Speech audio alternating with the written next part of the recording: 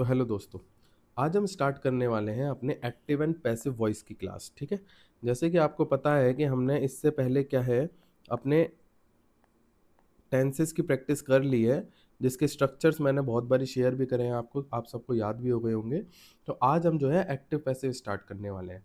पहले मैं थोड़ा सा इंट्रो देता हूँ। एक्टिव पैसिव होता क्या है? एक्टिव पैसिव कुछ खास नहीं होता है, बस इसमें क्या होता है, एक ही बात को बोलने के तरीके बताए जाते हैं। ठीक है ना, जैसे मैंने बोला मैं तुम्हें पढ़ाता हूँ, दूसरे तरीके से मैंने इसी बात को बोल दिया कि मेरे द्वारा तुम पढ़ाए जाते हो।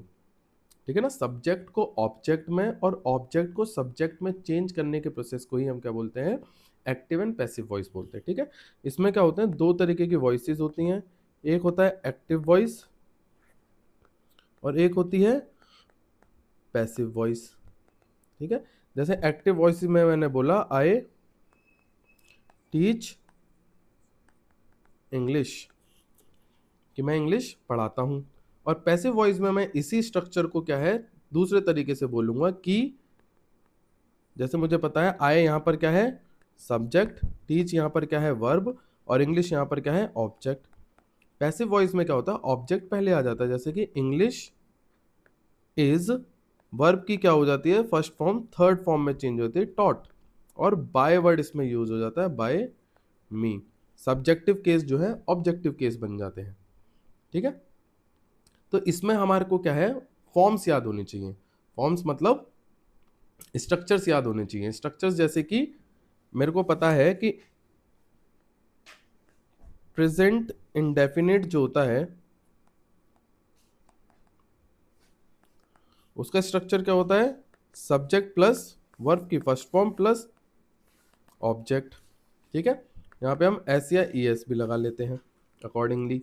तो वही हमारा पैसिव में कन्वर्ट होके क्या बन जाता है, पैसिव में वो बन जाता है ऑब्जेक्ट प्लस हेल्पिंग वर्ब इसमें लगती है is M are plus verb की थर्ड फॉर्म और प्लस ऑब्जेक्ट प्लस बाय और प्लस ऑब्जेक्ट। जैसे मैंने यहाँ देखो, ये सब्जेक्ट था आई, फिर वर्ब की फर्स्ट फॉर्म थी टीच, फिर ऑब्जेक्ट था इंग्लिश, और मैंने कन्वर्ट कैसे करा, ऑब्जेक्ट बना दिया इंग्लिश, इज एम आर में से इज लगाया यूज करा, वर्ब की थर्ड फॉर्म लगाई टॉट, फिर बाय लगाया और सब्जेक्टिव को ऑब्जेक्टिव केस बना दिया।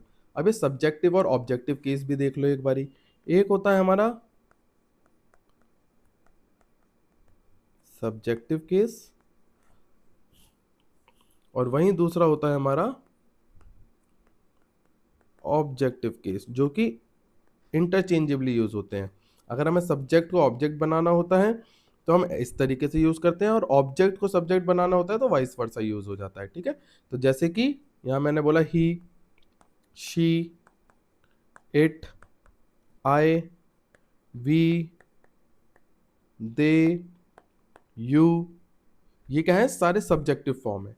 इन्हीं के जब हमें ऑब्जेक्टिव फॉर्म बनाने होते हैं तो ही का क्या हो जाता है हिम, शी का क्या हो जाता है हर, इट का इट ही रहता है, आई का क्या हो जाता है मी, वी का क्या हो जाता है अस, दे का क्या हो जाता है देम, और यू का क्या होता है यू।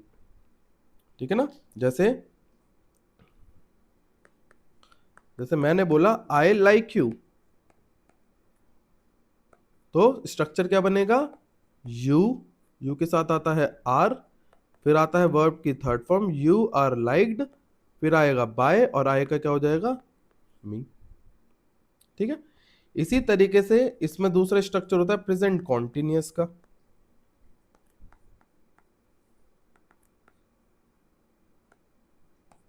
किसका, प्रेजेंट कॉन्टिन्यूअस का।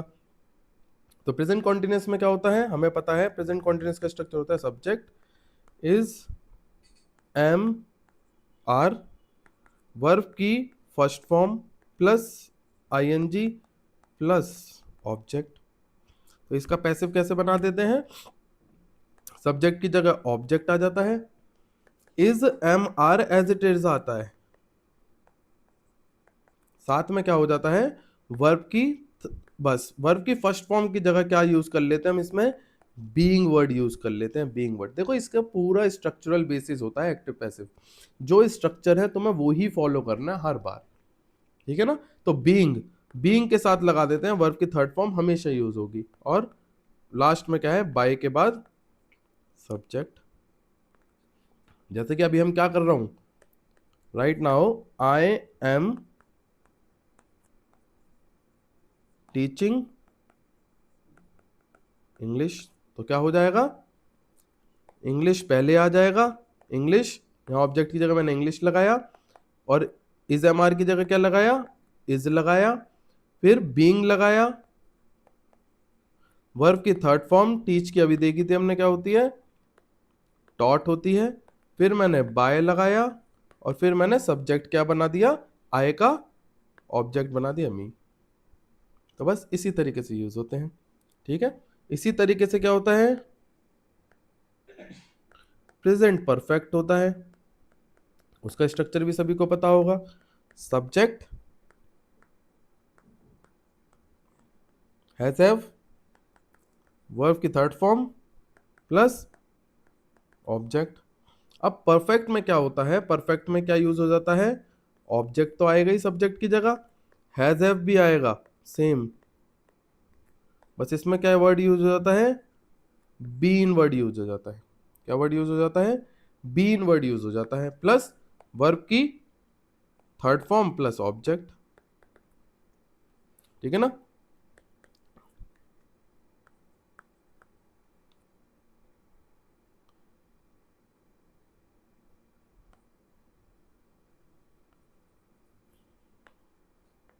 जैसे मैंने बोला, एग्जांपल ले लो कि I have missed the class, कि मैं, या फिर I have attended the class, या फिर I have missed the class, कुछ भी ले लो, मतलब मैं तो बस टॉपिक समझा रहा हूँ, सेंटेंस से कोई लेना देना नहीं है। जैसे मैंने बोला I have missed the class, ठीक है, तो मैं क्या यूज करूंगा, ये मेरा ऑब्जेक्ट है, तो ये मेरा सब्जेक्ट बन जाएगा आपकी बारी, द क्लास, ठीक है। हैज हैव की जगह क्लास के साथ हमें पता है हैज आता है, तो द क्लास हैज बीन, क्या आ जाएगा, the class has been, been के बाद क्या है, वर्ब की third form missed, the class has been missed by me. अगर यहां पे ही लिख देता तो ही, या फिर यहाँ पे यू लिख देता तो you have missed the class, तो यहाँ पे मी की जगह क्या हो जाता, यू हो जाता, ठीक है ना। तो सब्जेक्ट के अकॉर्डिंगली चेंज हो जाता है। तो हमने क्या देखा कि सर जब भी इंडेफिनेट आता है, जब भी इंडेफिनेट आता है तो वर्ब की डायरेक्ट थर्ड फॉर्म लग जाती है। सर जब भी कॉन्टिन्यूस आता है तो बीइंग वर्ड अटैच्ड हो जाता है। जब भी सर परफेक्ट आता है तो बीन वर्ड अटैच हो जाता है। Same topic, same logic applies to past tense, same जितना भी है सेम। यहां पे क्या होता है, वर्ब की सेकंड फॉर्म होती है, तो यहां पे वर्ब की वो थर्ड फॉर्म में चेंज हो जाता है, किसके साथ, वॉज वर्ब के साथ।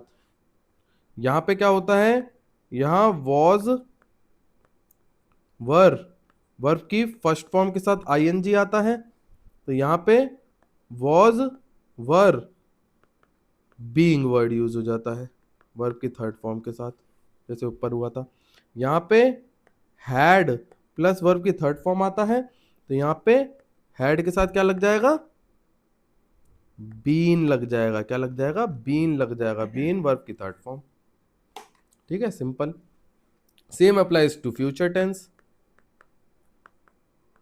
अभी मैं इनके एग्जांपल्स दूंगा आपको, बहुत सारे 10-10 क्वेश्चंस दूंगा हर टॉपिक के, जिससे आप प्रैक्टिस करोगे और ये टॉपिक आपके लिए ऐसा हो जाएगा कि आज के बाद कभी भी एक्टिव पैसिव के क्वेश्चंस आ गए 110% वो करेक्ट ही होंगे, ठीक है। इसको जैसे ही लेक्चर ये ओवर होगा रिकॉर्डेड, उसके बाद आपको इसके क्वेश्चंस मिल जाएंगे आपके गूगल आपके व्हाट्सएप चैनल पे, ठीक है ना।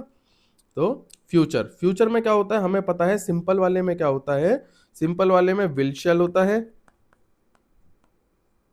वर्ब की बेस फॉर्म होती है, वो यहां पे क्या हो जाता है, will shall plus be plus verb की थर्ड फॉर्म में चेंज हो जाता है।